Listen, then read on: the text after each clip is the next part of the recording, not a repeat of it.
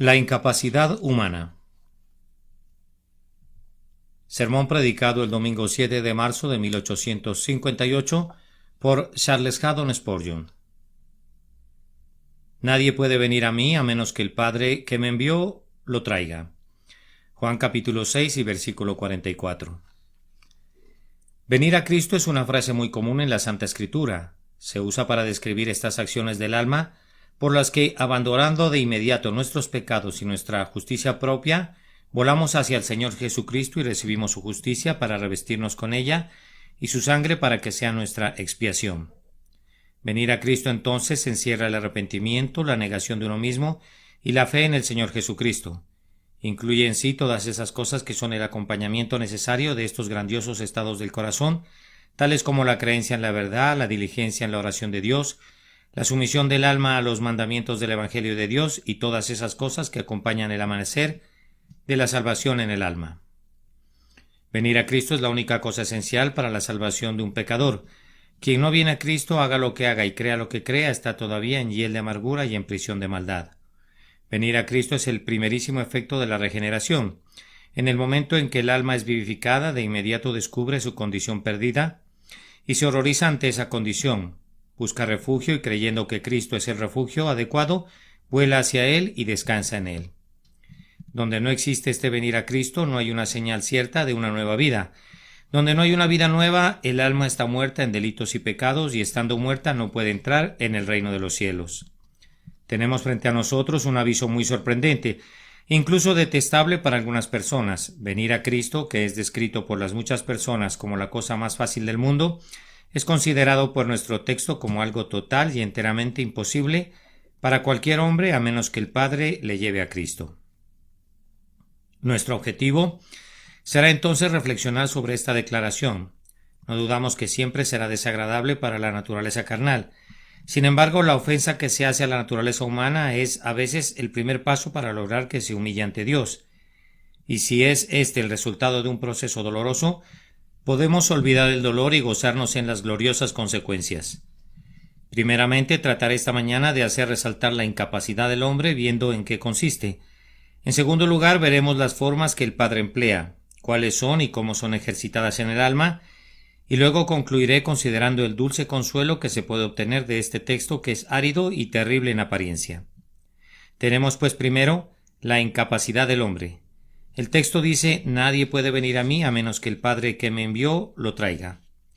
¿Dónde radica esta incapacidad? En primer lugar, no se deriva de ningún defecto físico.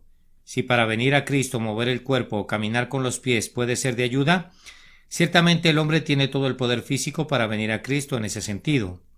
Recuerdo que una vez escuché a un antinomiano necio que declaró que no creía que ningún hombre tenía el poder de caminar a la casa de Dios si el Padre no le llevara. Ese hombre era verdaderamente un tonto, porque debió haber visto que mientras un hombre tenga vida y piernas, le resulta lo mismo de fácil caminar a la casa de Dios que a la casa de Satanás. Si venir a Cristo incluye decir una oración, el hombre no tiene defecto físico sobre este particular. Si no es mudo, puede decir una oración tan fácilmente como decir una blasfemia. Es tan fácil que un hombre cante uno de los cantos de Sión como que cante una canción profana teñida de lujuria. No hace falta el poder físico para venir a Cristo. El hombre tiene todo el poder corporal que necesita, y cualquier parte de la salvación que consista en eso está entera y totalmente al alcance del hombre, sin necesidad de ninguna ayuda del Espíritu de Dios. Tampoco reside esta incapacidad en ninguna deficiencia mental. Puedo creer que esta Biblia es verdadera con la misma facilidad que puedo creer que cualquier otro libro es verdadero. En la medida en que creer en Cristo no sea más que un acto de la mente, soy tan capaz de creer en Cristo como lo soy de creer en cualquier otra persona. Si sus afirmaciones son verdaderas, sería una pérdida de tiempo que me digan que no puedo creerlas. Puedo creer lo que Cristo afirma de la misma manera que puedo creer lo que afirme cualquier otra persona. No hay ninguna falta de capacidad en la mente. Es capaz de apreciar como un mero concepto intelectual la culpa de pecado, de la misma manera que es capaz de entender la culpa que implica un asesinato. Es posible que yo desarrolle la idea mental de buscar a Dios, de la misma manera que puedo ejercitar el pensamiento de la ambición. Tengo toda la fortaleza mental y el poder que se puede necesitar en la medida en que el poder mental sea necesario para la salvación. No No hay ningún hombre tan ignorante que pueda argumentar su falta de intelecto como una excusa válida para rechazar el Evangelio. Entonces el defecto no está ni en el cuerpo ni en lo que debemos llamar en el sentido teológico la mente. No existe ni insuficiencia ni deficiencia en ella, aunque ciertamente es la depravación de la mente, su corrupción o su ruina, lo que después de todo conforma la esencia misma de la incapacidad del hombre. Permítanme mostrarles en dónde reside realmente la incapacidad del hombre. Está en lo profundo de su naturaleza. Debido a la caída y por medio de nuestro propio pecado, la naturaleza del hombre se ha vuelto tan degradada, depravada y corrupta que es imposible que el hombre venga a Cristo sin la ayuda de Dios, el Espíritu Santo. Ahora, con el objeto de poder mostrarles cómo la naturaleza del hombre lo hace incapaz de venir a Cristo, deben permitirme usar esta figura. Ven a esa oveja, observen con qué entusiasmo come su pasto. Nunca se ha enterado de una oveja que busque la carroña. No podrían vivir del alimento que corresponde a los leones. Ahora tráigame un lobo y ustedes me preguntan si un lobo puede alimentarse de la hierba, si puede ser tan dócil y domesticado como la oveja. Yo respondo que no, pues su naturaleza va en contra de todo eso. Ustedes dicen bien, tiene orejas y patas, ¿acaso no puede oír la voz del pastor y seguirlo a donde quiera que vaya? Yo respondo, ciertamente, no hay ninguna causa física por la que no pueda hacerlo, pero su naturaleza se lo impide y por lo tanto digo que no puede hacerlo. ¿Acaso no puede ser domesticado? ¿No puede desaparecer su naturaleza feroz? Probablemente pueda someterse de tal manera que puede llegar a parecer manso, pero siempre habrá una marcada diferencia entre el lobo y la oveja, ya que hay una distinción en sus naturalezas. Ahora, la razón de por qué el hombre no puede venir a Cristo no es porque no pueda venir por alguna razón relacionada con su cuerpo o con el simple poder de su mente. El hombre no puede venir a Cristo porque su naturaleza está tan corrompida que no tiene ni la voluntad ni el poder para poder venir a Cristo a menos que sea atraído por el Espíritu. Pero déjenme darles un mejor ejemplo. Vemos a una madre con su bebé en sus brazos. Ustedes le dan un cuchillo y le dicen que le dé al bebé una puñalada en el corazón. Ella responde en verdad de todo corazón, no puedo. Ahora en lo que se refiere a su poder físico, ella podría, si quisiera, hacerlo. Tiene un cuchillo y tiene al niño. El pequeño está indefenso y la madre tiene la suficiencia de la fuerza en su mano para darle una puñalada. Pero tiene mucha razón cuando dice que no puede hacerlo. Es muy posible, como un simple acto de su mente, que la madre piense en matar a su hijo y sin embargo ella dice que no puede pensar en tal cosa. Y no miente cuando dice eso, porque su naturaleza de madre no le permite hacer algo frente a lo cual su alma se revela. Simplemente debido a que es la madre del niño, ella siente que no puede matarlo. Sucede lo mismo con el pecador. Venir a Cristo es tan detestable para la naturaleza humana que aunque los hombres podrían venir a Cristo si quisieran, al menos en lo que concierne a las fuerzas físicas y mentales, y éstas por cierto tienen una muy reducida esfera de acción en la salvación, es estrictamente correcto decir que ni quieren ni pueden venir a menos que el Padre que ha enviado a Cristo les traiga. Vamos a profundizar más en este tema, tratando de mostrarles en qué consiste esta incapacidad humana en sus más mínimos detalles. En primer lugar tenemos la rebeldía de la voluntad humana. Oh, dice el arminiano, los hombres pueden salvarse si ellos quieren. Respondemos, mi querido señor, todos creemos en eso, pero es precisamente en él, si ellos quieren, donde está el problema. Afirmamos que nadie quiere venir a Cristo a menos que sea traído. No lo afirmamos nosotros, sino que él mismo, Cristo, lo declara así. Y no queréis venir a mí para que tengáis vida. Y mientras ese no queréis venir permanezca en la Santa Escritura, Cristo nunca podrá ser convencido de creer en ninguna doctrina de la libertad de la voluntad del hombre. Es sorprendente cómo la gente al abordar el tema del libre albedrío habla de cosas sobre las que no entiende absolutamente nada bueno. Dice alguien, yo creo que los hombres pueden ser salvos si quisieran.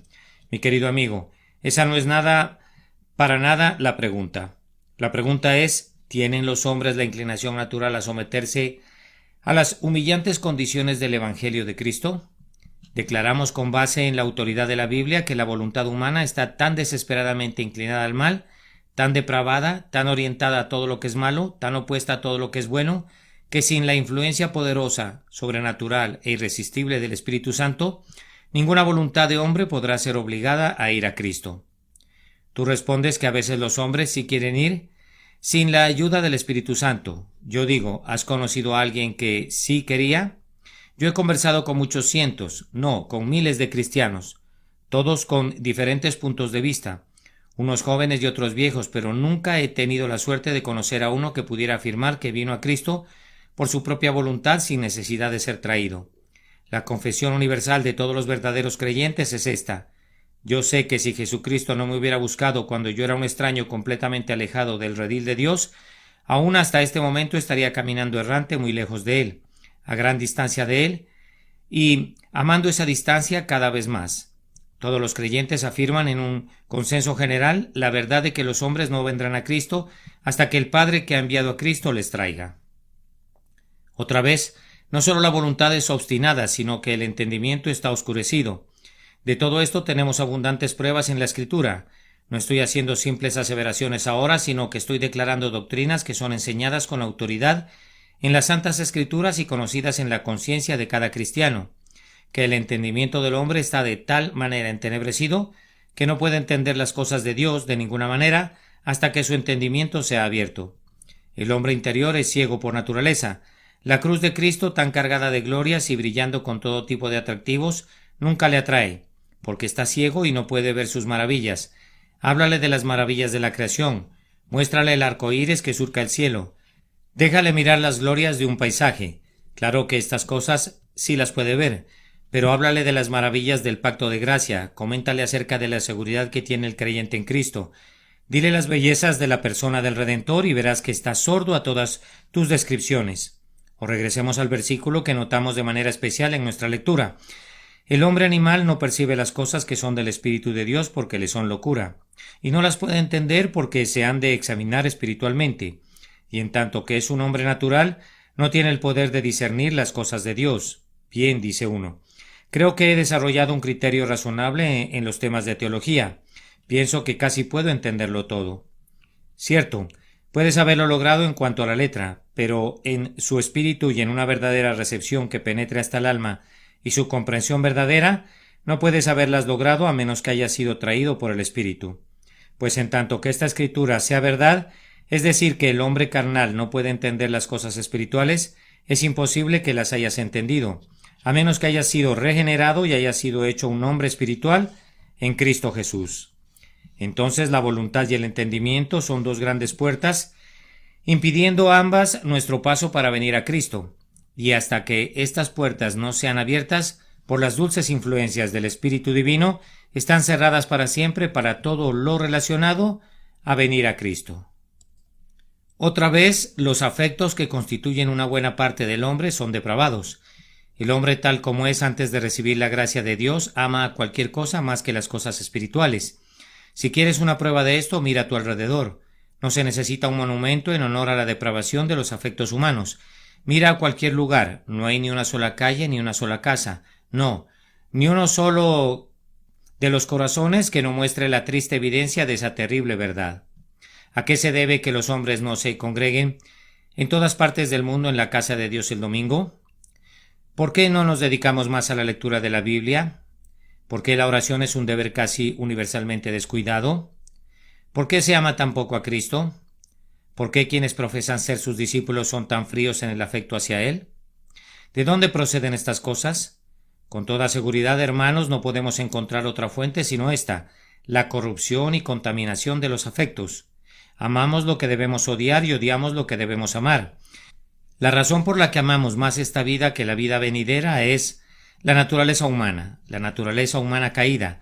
No es sino por efecto de la caída que amamos más al pecado que a la justicia y a los caminos de este mundo más que a los caminos de Dios. Y repetimos de nuevo hasta que estos afectos sean renovados y convertidos en un nuevo canal por medio del llamado soberano del Padre. No es posible que ningún hombre ame al Señor Jesucristo. Otra vez, la conciencia también ha sido dominada completamente por la caída. Creo que el mayor error que cometen los teólogos es cuando le dicen a la gente que la conciencia es representante de Dios en el alma y que es uno de esos poderes que retienen su antigua dignidad, alzándose erguido entre sus compañeros caídos. Hermanos míos, cuando el hombre cayó en el huerto del Edén, la humanidad entera cayó. No hubo ni un solo pilar del templo humano que permaneciera erguido. Es cierto, la conciencia no fue destruida, el pilar no se rompió, cayó y cayó en una sola pieza, y allí quedó como el más poderoso fragmento de lo que fue una vez la obra perfecta de Dios en el hombre. Pero esa conciencia está caída, estoy seguro. Simplemente miren a los hombres. ¿Quién posee de todos los hombres una buena conciencia delante de Dios sino el hombre regenerado? ¿Piensan ustedes que si las conciencias de los hombres les hablaran siempre de manera fuerte y clara, vivirían cometiendo cada día actos tan opuestos a la justicia como las tinieblas se oponen a la luz? No, amados. La conciencia me puede decir que soy un pecador, pero esa conciencia no me puede hacer sentir que soy un pecador. La conciencia me puede decir que tal y tal cosa es mala, pero qué tan mala es, esa misma conciencia no lo sabe. ¿Acaso le ha dicho la conciencia alguna vez a algún hombre sin la iluminación del Espíritu que sus pecados merecen la condenación? O si alguna conciencia alguna vez hizo eso, ¿guió a ese hombre a sentir el aborrecimiento del pecado como pecado? De hecho, alguna vez una conciencia atrajo al hombre a tal negación de sí mismo que llegó a sentir aborrecimiento de sí y de todas sus obras y la necesidad de venir a Cristo.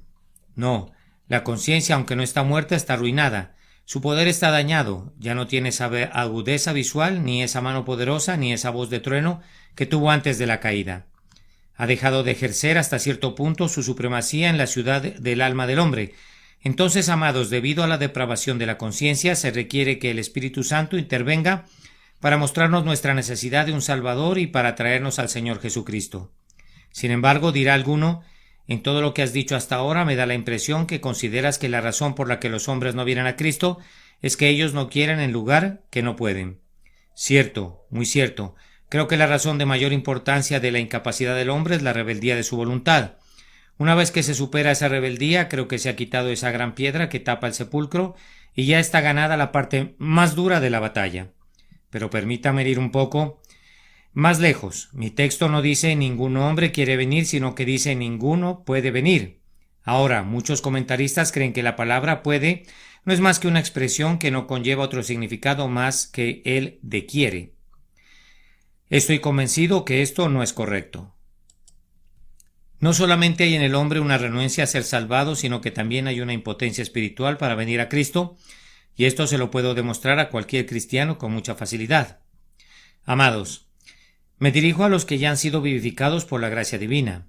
¿No les enseña su experiencia que hay momentos en los cuales quieren servir a Dios, pero que sin embargo no pueden hacerlo? ¿No se han visto obligados a veces a decir que han querido creer, pero que han tenido que orar? Señor, ayuda a mi incredulidad. Porque a pesar de que tienen todo el deseo de recibir el testimonio de Dios, su propia naturaleza carnal ha sido demasiado poderosa para ustedes de tal manera que han sentido la necesidad de ayuda sobrenatural. ¿Puedes tú entrar en tu habitación a cualquier hora y caer de rodillas y decir, bien, quiero ser diligente en la oración y estar más cerca de Dios? Yo te pregunto, ¿ves que tu poder es igual a tu querer? ¿Podrías afirmar incluso ante el mismo tribunal de Dios que estás seguro de no estar equivocado en cuanto a este querer? Tú quieres ser envuelto en devoción, deseas no alejarte de la pura contemplación del Señor Jesucristo, pero te das cuenta que no puedes lograrlo, aun queriéndolo, sin la ayuda del Espíritu. Pues bien, si el Hijo de Dios que tiene una nueva vida encuentra una incapacidad espiritual, ¿cuánto más no la encontrará el pecador que está muerto en delitos y pecados? Si el cristiano maduro después de 30 o 40 años aún encuentra que quiere pero no puede, si tal es su experiencia, no parece más que probable que el pobre pecador que todavía es incrédulo necesite tanto el poder como el querer. Pero hay otro argumento todavía. Si el pecador tiene poder para venir a Cristo, me gustaría saber cómo debemos interpretar las continuas descripciones de la situación del pecador que encontramos en la santa palabra de Dios. Ahora bien, se dice que un pecador está muerto en delitos y pecados. ¿Podrías afirmar que la muerte solo significa la ausencia de la voluntad? Ciertamente un cadáver es tanto incapaz como renuente. ¿O acaso no ven todos los hombres que hay una distinción entre querer y poder? ¿No podría ese cadáver ser lo suficientemente revivido para tener voluntad y sin embargo ser tan impotente que ni siquiera puede mover su mano o su pie? ¿Acaso no hemos visto casos de personas que han sido suficientemente reanimadas para mostrar evidencias de vida, pero que sin embargo han estado tan cerca de la muerte que no han podido hacer el más leve movimiento? No hay una clara diferencia entre dar el querer y dar el poder. Sin embargo, es muy cierto que donde se da el querer se tendrá el poder. Logren que un hombre quiera y ese hombre será hecho poderoso, pues cuando Dios da el querer, Él no atormenta al hombre haciéndolo desear eso que no puede alcanzar. Sin embargo, Dios hace tal división entre el querer y el poder, que se ve que ambas cosas son dones muy distintos de nuestro Señor Dios. A continuación tengo que hacer otra pregunta. Si eso fuera todo lo que el hombre necesita para querer, ¿no se degrada con eso de inmediato al Espíritu Santo? ¿No tenemos la costumbre de dar toda la gloria de la salvación obrada en nosotros a Dios el Espíritu Santo? Pero si todo lo que el Dios, el Espíritu Santo, hace por mí es darme el querer, hacer esas cosas por mí mismo, ¿no nos hacemos partícipes en gran medida de su gloria? ¿Y no podría entonces ponerme de pie y decir con toda osadía: es cierto que el Espíritu me dio la voluntad de hacer esto, pero aún así yo lo hice por mí mismo y por lo tanto yo también puedo gloriarme? Puesto que yo hice todas estas cosas sin la ayuda de lo alto, no voy a arrojar mi corona a sus pies. Es mi corona, yo me la gané y yo la voy a conservar. Mientras en la Escritura se diga que el Espíritu Santo es siempre la persona que obra en nosotros tanto el querer como el hacer, por su buena voluntad, mantendremos como una legítima conclusión que su obra consiste en algo más que hacernos querer. Por lo tanto, debe haber algo más que la falta de querer en un pecador. Debe haber una real y absoluta falta de poder. Ahora, antes de dejar este tema, permítanme decirles esto. A menudo se me acusa de predicar doctrinas que pueden hacer mucho daño. Pues bien, no voy a negar esa acusación, pues no soy cuidadoso cuando respondo en esa materia. Aquí están presentes varios testigos que pueden corroborar que las cosas que he predicado han hecho mucho daño, no a la moralidad o a la Iglesia de Dios. El daño se le ha hecho a Satanás. No son uno ni dos, sino muchos cientos los que se gozan esta mañana de haber sido traídos a Dios. Han sido traídos a conocer y a amar al Señor Jesucristo después de haber sido profanos, quebrantadores del día de guardar, borrachos o personas mundanas. Y si esto es hacer daño, que Dios en su infinita misericordia nos envíe más de estos males. Pero aún hay más. ¿Qué verdad hay en el mundo que no hiera al que quiera ser herido por ella? Los que predican la redención general gustan de proclamar la gran verdad de la misericordia de Dios hasta el último momento. Pero ¿cómo se atreven a predicar eso? Muchas personas son afectadas al posponer el día de la gracia, convencidos que la última hora es tan buena como la primera. Pues ¿qué? Si predicáramos cualquier cosa que el hombre puede utilizar indebidamente o puede abusar de ello, entonces deberíamos guardar silencio para siempre. Todavía hay quien dice: pues bien, si yo no puedo salvarme a mí mismo y no puedo venir a Cristo, debo quedarme quieto y no hacer nada. Si hay hombres que dicen eso, serán condenados. Les hemos repetido con mucha claridad que hay muchas cosas que pueden hacer. Encontrarse continuamente en la casa de Dios está en su poder. Estudiar la palabra de Dios con diligencia está en su poder. Renunciar a los pecados visibles, abandonar los vicios que ustedes practican, lograr que su vida sea honesta, sobria y justa, está en su poder. Para esto no necesitan ninguna ayuda del Espíritu Santo. Todo esto lo pueden hacer ustedes solos. Pero venir a Cristo ciertamente no está en su poder hacerlo si antes no han sido renovados por el Espíritu Santo. Pero vean que su falta de poder no es ninguna excusa, dado que no tienen ningún deseo de venir y están viviendo en una rebelión voluntaria contra Dios. Su falta de poder radica principalmente en la obstinación de su naturaleza. Supongan que un mentiroso dice que no está en su poder decir la verdad, que ha sido un mentiroso por tanto tiempo que no puede dejar la mentira. ¿Sería eso una excusa para él? Supongan que un hombre que durante mucho tiempo se ha entregado a sus concupiscencias les dice que está tan apasionado por ellas como por una gran red de hierro, que no puede librarse de ellas. ¿Aceptarían eso como una excusa? Ciertamente no lo es. Si un borracho se ha vuelto tan alcohólico que le resulta imposible pasar frente a una cantina sin entrar en ella, ¿le disculparían por eso? No, puesto que su incapacidad para reformarse está en su naturaleza, que no quiere ni reprimir ni conquistar. El acto y la causa de ese acto ambos provienen de la raíz de pecado y son dos males que no pueden excusarse el uno al otro. Es debido a que aprendieron a hacer el mal que ahora no pueden aprender a hacer el bien, y por tanto, en lugar de permitirles que se sienten y comiencen a buscar excusas, déjenme poner un rayo debajo de su pereza para que se asusten verdaderamente y se levanten. Recuerden que no hacer nada es quedar condenados por toda la eternidad. Que Dios el Espíritu Santo quiera usar esta verdad en un sentido muy diferente. Confío en que antes de terminar podré mostrarles cómo es que esta verdad que aparentemente condena a los hombres y les cierra las puertas es después de todo la gran verdad que ha sido bendecida para la conversión de los hombres. Nuestro segundo punto es las formas que el Padre emplea.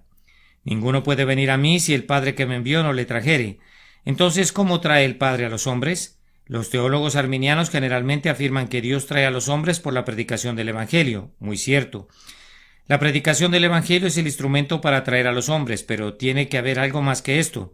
Déjenme preguntarles, ¿a quién dirigió Cristo estas palabras? Pues a la gente de Capernaum, donde él había predicado con frecuencia, donde había pronunciado tristemente y lamentado los ayes de la ley y las invitaciones del Evangelio.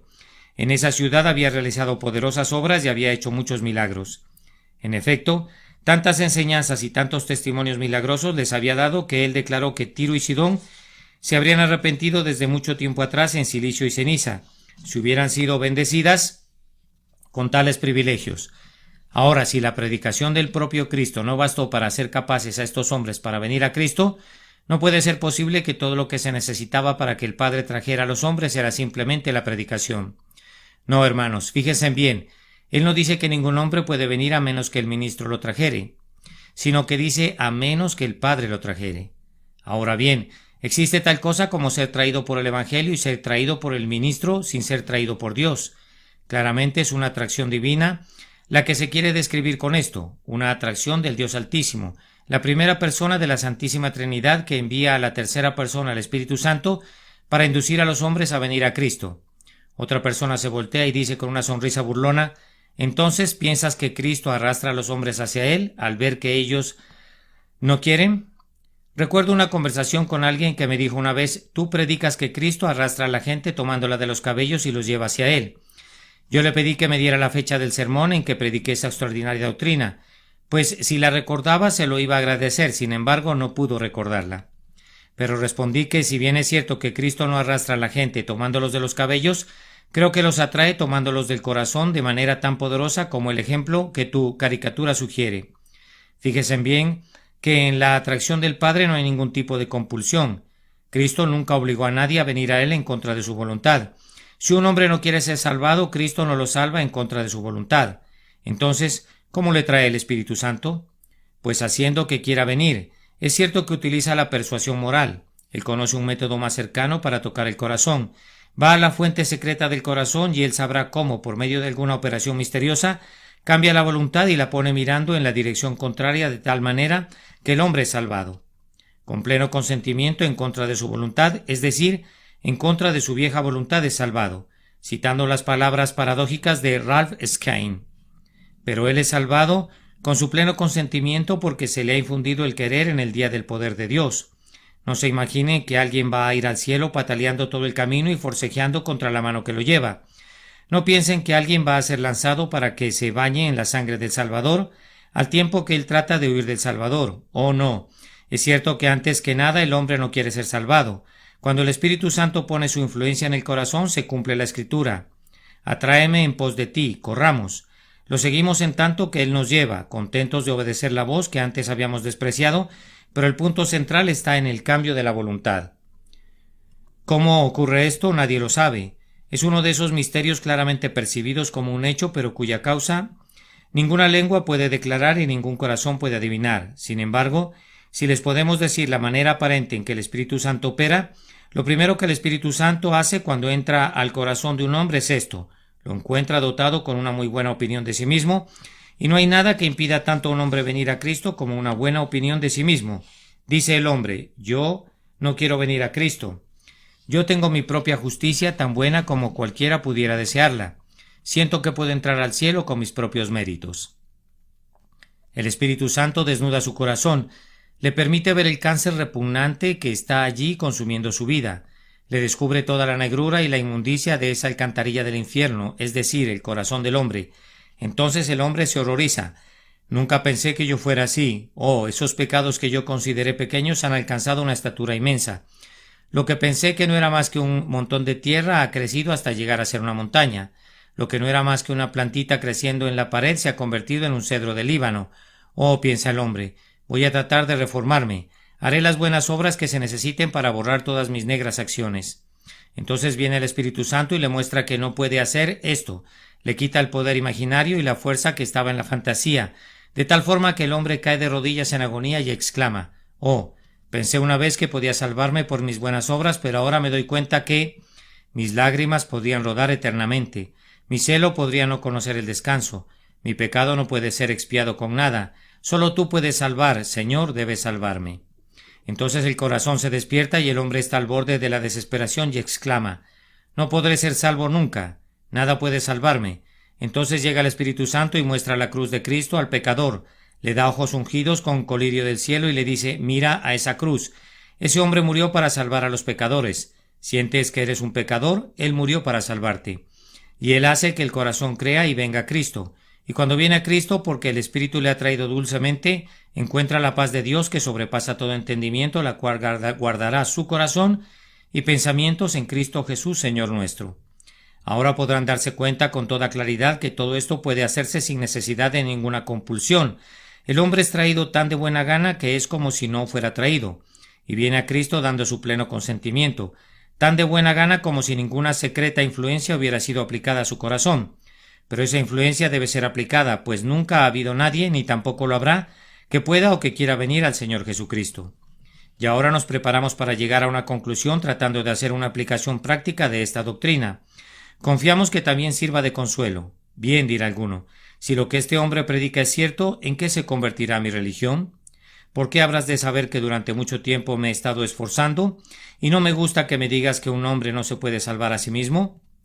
Yo sí creo que puede y por lo tanto pretendo perseverar en este esfuerzo, pero si creo lo que tú dices, debo abandonarlo todo y comenzar de nuevo. Queridos amigos, sería algo muy bueno que no lo intenten. No crean que voy a reaccionar con alarma si lo hacen. Recuerden, están construyendo su casa sobre la arena y solo es un acto de caridad que yo la sacuda un poco. Les aseguro en el nombre de Dios que si su religión no tiene un mejor fundamento que la propia fuerza de ustedes, no podrán resistir el juicio de Dios. Nada durará por toda la eternidad que no haya venido de la eternidad, a menos que el Dios eterno haya hecho una buena obra en su corazón. Todo lo que puedan haber hecho será descubierto en el último día en el que se rendirán cuentas. Es en vano que vayan a la iglesia o a la capilla, que observen el domingo, que oren asiduamente. Es en vano que sean honestos con sus vecinos y que su conversación sea siempre honorable. Si tienen la esperanza de ser salvos por medio de esas cosas, es totalmente en vano que confíen en eso. Adelante, sean tan honestos como quieran. Guarden perpetuamente el domingo, sean tan santos como puedan. No los voy a disuadir de hacer estas cosas, Dios no lo quiera. Crezcan en ellas, pero no confíen en ellas, pues si confían en ellas encontrarán que no funcionan cuando más las necesiten. Y si hay algo más que ustedes crean que pueden hacer sin la ayuda de la divina gracia, entre más pronto se liberen de la esperanza que se pudo haber engendrado así, mejor para ustedes, pues es una vana ilusión confiar en algo hecho por la carne. Un cielo espiritual debe ser habitado por hombres espirituales y la preparación para entrar allí debe ser realizada por el Espíritu de Dios. Bien, exclama uno, yo he estado participando en un grupo donde se me han dicho que yo podía por decisión propia arrepentirme y creer la consecuencia de eso es que he venido posponiendo esa decisión cada día. Pensé que podía venir en el día que yo quisiera, que yo solo tenía que decir Señor, ten misericordia de mí, y creer, y entonces sería salvo. Ahora usted me ha arrebatado toda esta esperanza, Señor. Siento que el asombro y el horror se apoderan de mí. De nuevo digo, mi querido amigo, eso me da mucho gusto. Este era el efecto que yo esperaba conseguir por la gracia de Dios. Ruego que sienta cada vez más de eso. Cuando ya no tengas ninguna esperanza de salvarte a ti mismo, tendré la esperanza de que Dios ha comenzado a salvarte. Tan pronto como tú digas, oh, no puedo venir a Cristo, Señor, toma mi mano, ayúdame, me regocijaré por ti. El que tiene el querer, aunque no tenga el poder, siente que la gracia ha comenzado a trabajar en su corazón y Dios no lo dejará hasta que el trabajo haya sido terminado. Pero tú, pecador despreocupado, aprende que tu salvación está ahora en las manos de Dios. Oh, recuerda que tú estás enteramente en las manos de Dios, has pecado contra Él y si Él quiere condenarte, condenado estás. No puedes resistir su voluntad, ni frustrar su propósito. Has merecido su ira y si Él elige derramar la abundancia de su ira sobre tu cabeza, tú no puedes hacer nada para impedirlo. Si por otro lado Él elige salvarte, Él es capaz de hacerlo completamente, pero tú estás en su mano de la misma manera que lo puede estar la mariposa del verano bajo su propio dedo. Eres el Dios al que ofendes cada día. ¿No tiemblas cuando piensas que tu destino eterno cuelga ahora de la voluntad de aquel a quien has enojado y enfurecido? ¿No chocan temblando tus rodillas y no se te congela la sangre? Si es así, me da mucho gusto, puesto que esto puede ser el primer efecto en tu alma de la atracción del Espíritu. Oh, tiembla al pensar que el Dios al que has airado es el mismo Dios del que depende enteramente tu salvación o tu condenación. Temblando, Besad al Hijo porque no se enoje y perezcáis en el camino cuando se encendiere un poco su furor. Ahora, la reflexión que consuela es esta. Algunos de ustedes están conscientes en esta mañana que están viniendo a Cristo. ¿No han comenzado a llorar la lágrima penitencial? ¿Acaso su habitación no fue testigo mudo de la preparación por la que pasaron en medio de oraciones para venir a escuchar la palabra de Dios? Y durante el culto esta mañana no susurraba su corazón estas palabras: Señor, sálvame o perezco, porque yo no puedo salvarme a mí mismo. ¿No podrían acaso ahora ponerse de pie aún sobre los asientos y cantar: Oh, gracia soberana, somete mi corazón, quiero ser llevado en triunfo también. Un cautivo voluntario de mi Señor quiero ser para cantar el triunfo de su palabra. Y no he escuchado yo mismo que dicen en su corazón: Jesús, Jesús, toda mi confianza está en ti. Yo sé que ninguna justicia propia puede salvarme, sino solo tú, oh Cristo. Pase lo que pase, me arrojo por completo en tus manos. Oh, mis hermanos y hermanas, ustedes son traídos por el Padre, pues ustedes no hubieran podido venir si Él no los hubiera traído. Cuán dulce es ese pensamiento. Y si Él los ha traído, ¿saben cuál es la conclusión maravillosa? Déjenme repetir solamente un texto, esperando que les traiga consuelo. Jehová se manifestó a mí ya mucho tiempo ha, diciendo: con amor eterno te he amado, por tanto te soportaré con misericordia. Sí, mis pobres hermanos y hermanas que lloran, en la medida en que están viniendo a Cristo ahora, el Padre los ha traído, y en la medida que Él los ha traído, tienen la prueba que Él los ha amado desde antes de la fundación del mundo. Dejen que su corazón dé saltos de alegría, ustedes le pertenecen. El nombre de cada uno de ustedes fue escrito en las manos del Salvador cuando fueron clavadas al maldito madero. El nombre de cada uno de ustedes brilla hoy en el pectoral del grandioso sumo sacerdote, y estaba ya allí antes de que el lucero de la mañana conociese su lugar o los planetas tuvieran su órbita. Gócense en el Señor todos ustedes que han venido a Cristo, y den voces de alegría, todos ustedes que han sido traídos por el Padre, pues esta es la prueba con que cuentan, su solemne testimonio de que han sido elegidos en eterna elección de entre todos los hombres y de que serán guardados por el poder de Dios por medio de la fe para la salvación que está lista para ser revelada. Amén. La incapacidad humana. Sermón predicado el domingo 7 de marzo de 1858 por el reverendo Charles Haddon Spurgeon. Nadie puede venir a mí a menos que el Padre que me envió lo traiga. Juan capítulo 6 y versículo 44.